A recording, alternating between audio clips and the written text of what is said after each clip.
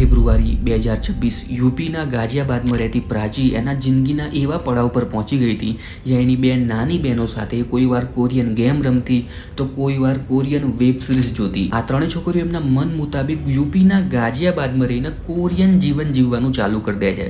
આ કોઈવાર એના ફાધરને કહેતી હોય છે કે એમને કોરિયા જવું છે તો કોઈવાર એના ફાધરની સામે કોરિયાની એક્ટિંગ કરતી હોય છે. આખા પરિવારના ત્રણેય છોકરીઓ પર પૂરેપૂરો ભરોસો હતો, પણ આ ત્રણેય છોકરીઓ એમના મોતનું રહસ્ય ખુદની ડાયરીમાં લખતી હતી.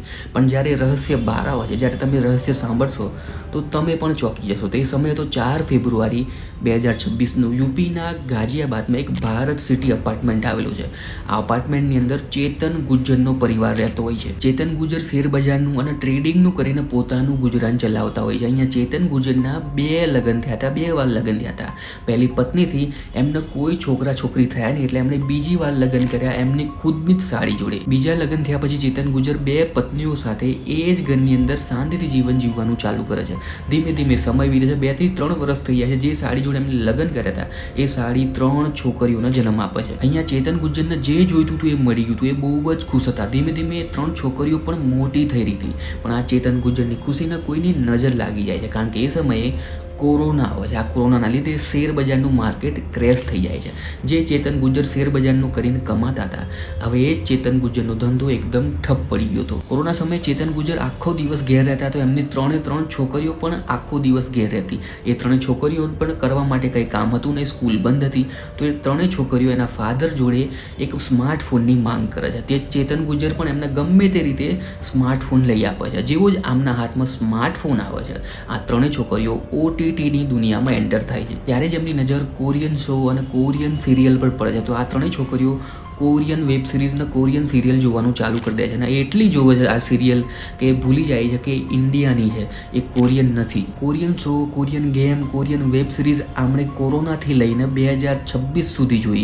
પણ આ 4 ફેબ્રુઆરી 2026ની રાત આ 3 છોકરીઓ માટે બહુ જ ભારે હતી. એ દિવસે રાતના 2 વાગ્યા હતા. આખી સોસાયટી શાંતિથી ઊંઘ લઈ રહી હતી, પણ અચાનક જ આ 3 છોકરીઓ એકબીજાનો હાથ પકડીને 9મા માળેથી છલાંગ લગાવી દે છે. અને જેવી જ નીચે પટકાય છે, આ 3માંથી એકે છોકરીઓનો જીવ બચતો નથી. આ 3 છોકરીઓનો નીચે પડવાનો અવાજ પહેલા એની મધર સાંભળી જાય છે. એ પણ 9મા માળેથી, અને 9મા માળેથી ફટાફટ નીચે ઉતરી જાય છે અને બૂમો પાડવાની ચાલુ કરે છે, મારી નાખી, મારી નાખી. આ અવાજના લીધે આખી સોસાયટી જાગી જાય છે. આખી સોસાયટી એમના ઘરમાંથી નીકળીને નીચે ઉતરી જાય છે અને જુઓ છે કે આ 3 છોકરીઓ ખુદ આત્મહત્યા કરી લીધી છે.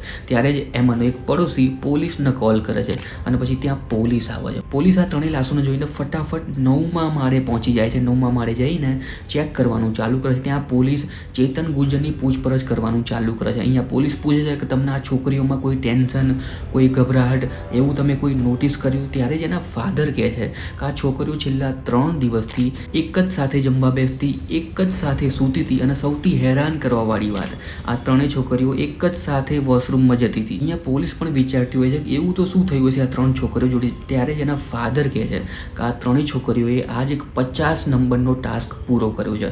આ 3 છોકરીઓ એમના ફોનની અંદર એક કોરિયન લવ ગેમ રમતી હોય છે, પણ પોલીસ આ લવ ગેમને પહેલાં સિરિયસલી લેતી નથી અને આગળ તપાસ કરવાની ચાલુ કરે છે. પોલીસ આખા ઘરને તપાસ કરતી વખતે પોલીસ એક ડ્રોઈંગ રૂમમાં જાય છે.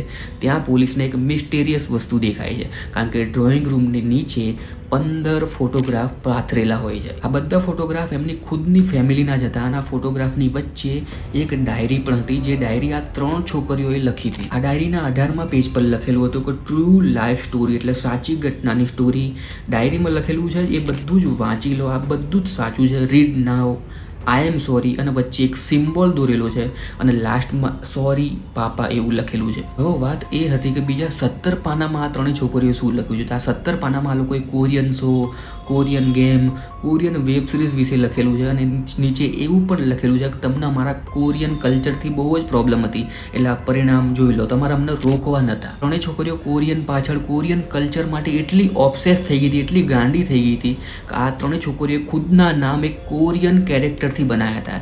જેમાં જે નિશિકા હતી એણે એનું નામ રાખ્યું હતું મારિયા, પ્રાચી એનું નામ રાખ્યું હતું આર્યા, અને પાખીએ એનું નામ રાખ્યું હતું સિન્ડી. આ 3એ મળીને એક YouTube ચેનલ પણ બનાવી હતી, કિલર ક્વીન નામથી. એમાં આ લોકો કોરિયન કન્ટેન્ટ બનાવતા હતા એઆઈની મદદથી. પણ આ ઘટનાના 15 દિવસ પહેલાં જ આ લોકોને એવું તો શું થયું, એ ચેનલ પણ આ લોકોએ ઉડાડતી હતી. આ કેસમાં આજુબાજુવાળાનું કહેવું છે કે આ ઘટના પહેલાં જ આમના ઘેર એક ઝઘડો થયો હતો. આ ઝઘડામાં જ એના ફાધરે આ ત્રણેય છોકરીઓ જોડથી ફોન લઈ લીધો હતો, કારણ કે આ ત્રણેય છોકરીઓ આખો દિવસ કોરિયન વેબ સિરીઝને કોરિયન શો જોતી હોય છે.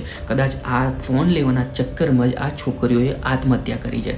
અત્યારે કેસની સ્થિતિ એ છે કે અત્યારે પોલીસ બીજા જે 17 પાના છે એને ડીપલી ચેક કરી રહી છે. જ્યારે ન્યૂઝ મીડિયાવાળા ઘટનાને કવર કરવા માટે આ સોસાયટીની અંદર ઘૂસી જાય છે, ત્યારે જ આ સોસાયટીવાળા કહેતા હોય છે કે આ ફેમિલી એકદમ એકલી ફેમિલી રહેતી હતી, આઇસોલેટ રીતે રહેતી હતી, કોઈની જોડે વાત કરતી નથી, કોઈની જોડે સંબંધ રાખતી નથી. અને જે પૈસાની તંગીની વાત છે તો આ સોસાયટીમાં રહેતા લોકો કહેતા હોય છે કે આમને કોઈ પૈસાની તકલીફ હતી નહીં. આ ચેતન ગુજ્જરે હમણાં જ આ સી વિંગની અંદર એક નવું ઘર લીધું છે અને હમણાં એક સ્કૂટી પણ લીધી છે. એટલે આ પૈસાની વાત એકદમ ખોટી હતી. પોલીસે પણ આ કેસમાં બહુ જ ઊંડાણપૂર્વક તપાસ કરી. ત્યારે પોલીસને ખબર પડી કે આ ત્રણેય છોકરીઓ કોરિયન શો, કોરિયન ગેમ અને કોરિયન વેબ સિરીઝ પાછળ બહુ જ ગાંડી હતી. એમને ગમે તે રીતે કોરિયા જવું હતું અને આ લોકોએ વોટ્સઅપ ડીપીની અંદર પણ એક કોરિયન એક્ટરનો ફોટો મૂક્યો હતો.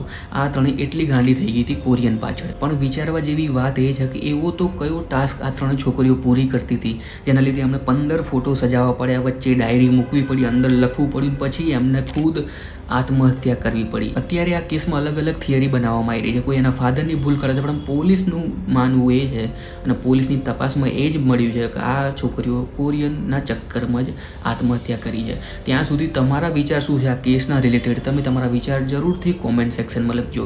ત્યાં સુધી મેં આવો જ એક બીજો વિડીયો બનાવ્યો છે સુરતના હાઈ પ્રોફાઇલ કેસ પર, દિશિત જરીવાલા કેસ પર. દિશિત જરીવાલાનું લગ્નના 1 વર્ષ પછી એવું પ્લાનિંગથી મર્ડર કરવામાં આવ્યું. 1 વર્ષ સુધી કોઈને, પોલીસને પણ અને કોઈને એના પરિવારને પણ કંઈ ખબર પડી નહીં. પણ એક પાર્કિંગની સ્વિચના લીધે આખો કેસ સોલ્વ થાય છે. કેવી રીતે પ્લાન બને છે, કેવી રીતે કાતિલ આખી એક્ટિંગ કરે છે, પણ કેવી રીતે છેલ્લે એક સ્વિચના લીધે આખો કેસ સોલ્વ થાય છે. તમે આખો વિડીયો અહીંયા ક્લિક કરીને જોઈ શકો છો. ત્યાં સુધી હું મળીશ તમને આગળના વિડીયોની અંદર. Thanks for watching.